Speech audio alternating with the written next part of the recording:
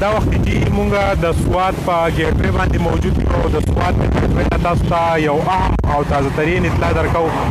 چې د اختر په لاولنۍ دویمه درېیمه او څلورمه ورځ باندې به د آوټ ډسټرکټ خلک سوات ته انټري باندې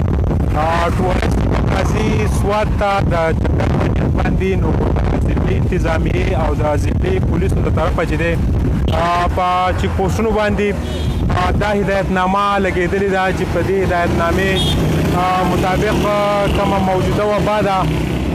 د هغې د پیلاو د روکتام او د حفاظتي اقداماتو پیش نظر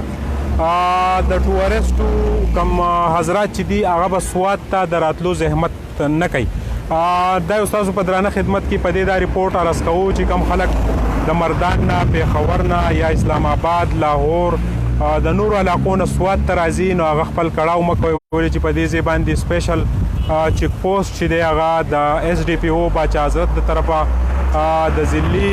پولیس سربراہ په حکم باندې د ډي سي سوات په حکم باندې جوړ کړی شوی دی چې په هغې کې به د ټریفک اهلکار هم موجودي ورسره به پولیس اپریشن هم موجودي ورسره به د دې ځای د تحصیل انتظامیې اسسټنټ کمشنر او د هغه ټیم هم موجودي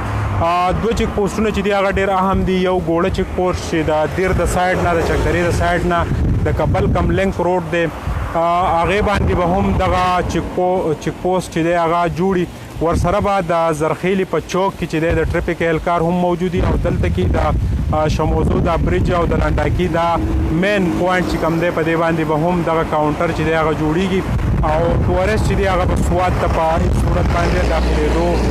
اجازت نه وي دا مونږ ستاسو په درانه خدمت ترین صورتحال چې دی نشر کوو نو کم ټورسټ چې دی هغه راځي نو په دې خبره باندې د وس نه عمل وکړي ولې چې بیا به